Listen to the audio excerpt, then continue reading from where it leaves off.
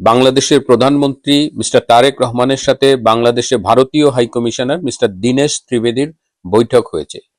কি আলোচনা হয়েছে সেই বৈঠকে? এই মুহূর্তে বাংলাদেশে ভারতের প্রায় 23 জন গোয়েন্দা এবং নিরাপত্তা কর্মকর্তা সফর করছেন। তাদের এই সফরের উদ্দেশ্য কি এবং অনেক আশা থাকা সত্ত্বেও ডক্টর ইউনূসের আর রাষ্ট্রপতি হওয়া হচ্ছে না। আজকে এই বিষয়গুলো নিয়েই আলোচনা করব, শেষ পর্যন্ত সাথে থাকবেন।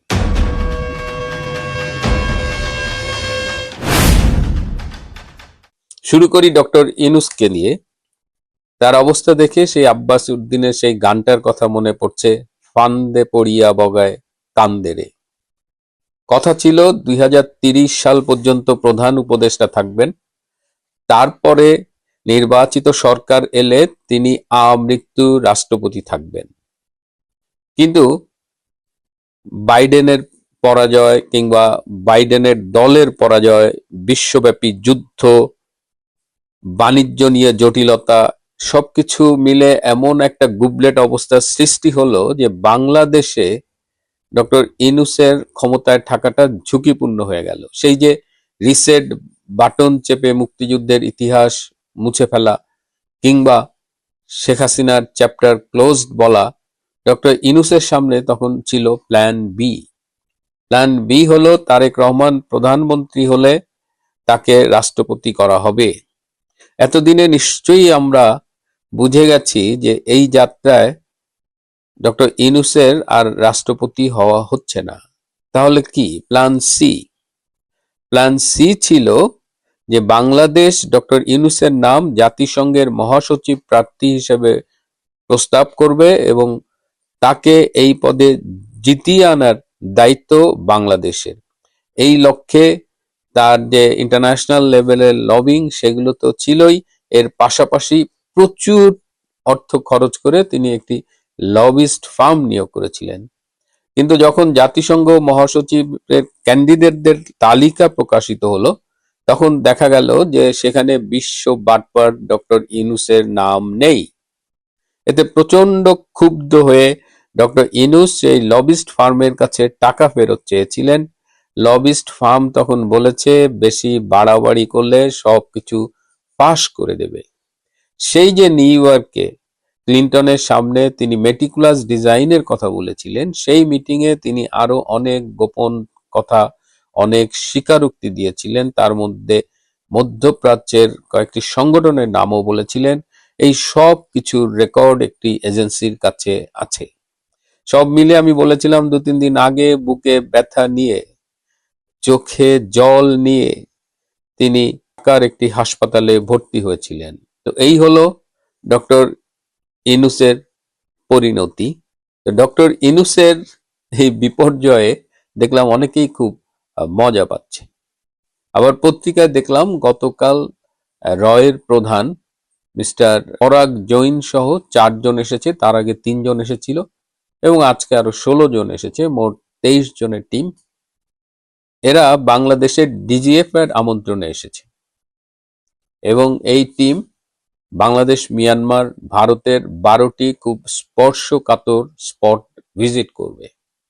এছাড়া বাংলাদেশের হাতে তারা 161 পৃষ্ঠার একটি রিপোর্ট তুলে দেবে, যেখানে লস্করে তৈয়বার মতো আন্তর্জাতিক জঙ্গি সন্ত্রাসী সংগঠনের নাম রয়েছে, তাদের কল রেকর্ড রয়েছে, তাদের অনুকূলে তহবিল পাঠানো হয়েছে যে ফান্ড ট্রান্সফার, সেই ডকুমেন্ট রয়েছে, স্যাটেলাইট ইমেজ সহ অনেক ইমেজ রয়েছে। এবং ভারতের পক্ষ থেকে বাংলাদেশকে এর আগেও বলা হয়েছে যে বাংলাদেশে বিভিন্ন রকমের জঙ্গি তৎপরতা চলছে, তো এবার সেই বিষয়গুলো তাদের হাতে তুলে দেবে। এবার আমরা একটু কথা বলি। আমি আগেই কিন্তু বলেছিলাম যে আজকে দীনেশ ত্রিবেদীর সাথে আমাদের প্রধানমন্ত্রী তারেক রহমানের একটি বৈঠক হবে এবং সেই বৈঠকটি হয়েছে। সেই বৈঠক শেষে আমাদের পররাষ্ট্রমন্ত্রী ডক্টর খলিলুর রহমান একটি সংবাদ সম্মেলন করেছেন। আমি সংবাদ সম্মেলনের একটা ছোট্ট ভিডিও ক্লিপ একটু দেখাবো। আমি গণক না, সুতরাং বলতে পারবো না কোন দিন এটা হচ্ছে, যে প্রধানমন্ত্রীকে মাননীয় প্রধানমন্ত্রীকে ব্রিক্সে দেওয়া হয়নি। না, 5 আগস্টের ব্যাপারে আমাদের যে পজিশন আমরা ক্লিয়ারলি বলে দিয়েছি এবং সেটা গুরুত্বের সঙ্গে অনুধাবন করেছেন ভারতীয় কর্তৃপক্ষ। সেটা আমাকে গতকালকেও তারা জানিয়েছেন, আজকেও তারা প্রধানমন্ত্রীকে সেটা বলেছেন। মাননীয় প্রধানমন্ত্রী ভারতীয় হাইকমিশনারকে বাংলাদেশে স্বাগত জানিয়েছেন। হাইকমিশনার মাননীয় প্রধানমন্ত্রীকে গত সপ্তাহগুলোতে বাংলাদেশে তার অভিজ্ঞতা সেটা তুলে ধরেছেন। তিনি বাংলাদেশে এসে অত্যন্ত আনন্দিত, সে কথা আমাদেরকে জানিয়েছেন। এছাড়া সংক্ষেপে কিছু বিষয় এসছে। দণ্ডপ্রাপ্ত দণ্ডপ্রাপ্ত শেখ হাসিনার বাংলাদেশে প্রত্যর্পণ করার বিষয়টি উঠে এসছে এবং আমরা তাদেরকে বলেছি এই প্রত্যর্পণ প্রসেস ত্বরান্বিত করার জন্য। জীবনে তো আপনারা নিশ্চয়ই অনেক সংবাদ সম্মেলন দেখেছেন, কিন্তু এরকম সংবাদ সম্মেলন দেখেছেন যেখানে স্পিকার ভীষণ নার্ভাস, শেখ হাসিনার প্রত্যর্পণের কথা বলতে গিয়ে প্রত্যাবর্তনের কথা বলেছেন। এবং আমি আরো অবাক হয়েছি মিস্টার হুমায়ুন কবিরকে দেখে, তার সেই ভুবন ভোলানো হাসিটা ছিল না। তিনি একদম মুখ গম্ভীর করে, আমাদের চিরচেনা হুমায়ুন কবির না। তার মানে কি হয়েছে, এত নার্ভাস কেন ডক্টর খলিল কিংবা মিস্টার কবির? এই বৈঠকে যে আলোচনাগুলো হয়েছে, বাংলাদেশের তরফ থেকে শেখ হাসিনাকে ফেরত চাওয়া বা হাদির হত্যাকারীকে ফেরত চাওয়া, ভারত কিন্তু খুব স্পষ্টভাবে বলে দিয়েছে শেখ হাসিনা তাদের কাছে কি প্রোটোকল নিয়ে আছে। তো সেখানে এইসব প্রত্যর্পণ ফিরিয়ে দেওয়া, এগুলো ভারত আগেও গুরুত্ব দেয়নি, আজও গুরুত্ব দেয়নি। বরং এই মিটিং এ যে বিষয়গুলো নিয়ে আলোচনা হয়েছে, ডক্টর খলিল কিন্তু সেগুলো নিয়ে কথা বলেননি। এই মিটিং এ আলোচনা হয়েছে পলিটিক্যাল ইনক্লুসিভনেস নিয়ে। এই মিটিং এ আলোচনা হয়েছে আওয়ামী লীগের কার্যক্রমের উপরে নিষেধাজ্ঞা প্রত্যাহার নিয়ে।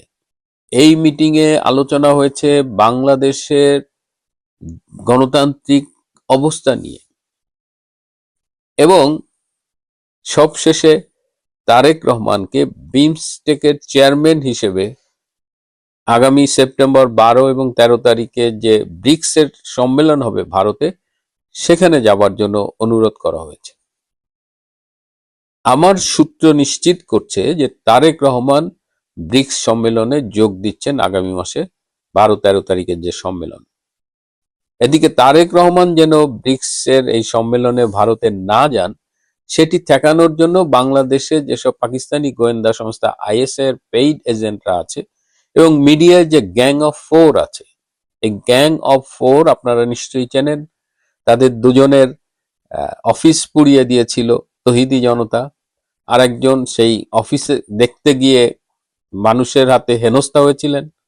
আরেকজনের কথা আপনারা জানেন, যাকেও আমি মাঝে মধ্যে ধরিয়ে দিই তার মিথ্যে তথ্য এগুলো নিয়ে। তো এই গ্যাং অফ 4 আইএসআইয়ের মাল খেয়ে এখন দেখবেন যে খুব উঠে পড়ে লেগেছে যে তারেক রহমান ভারতে যাচ্ছেন না।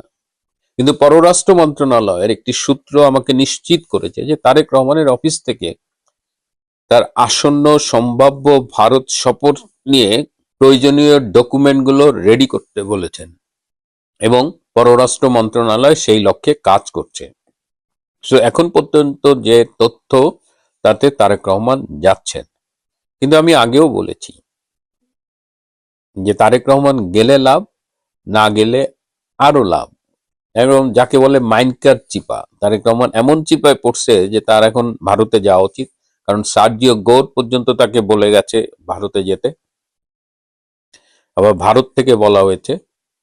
আবার বাংলাদেশের সেই পাকি দালালগুলো, তারা অলরেডি দেখবেন মিডিয়ায় বলছে যাবে না। আবার ডক্টর খলিল বলছে সিদ্ধান্ত হয়নি। কিন্তু পররাষ্ট্রমন্ত্রী তো জানার কথা যে পররাষ্ট্র মন্ত্রণালয়ে এই সম্ভাব্য সফর নিয়ে প্রস্তুতি চলছে। তাহলে ঘটনা কি ঘটবে এটা দেখার জন্য আমাদের একটু অপেক্ষা করতে হবে। সবশেষে একটা রেকর্ডের খবর দিই। দীর্ঘদিন পরে আজ বাংলাদেশে 3671 মেগাওয়াটের লোডশেডিং হয়েছে, যা সমসাময়িক কালে একটি রেকর্ড।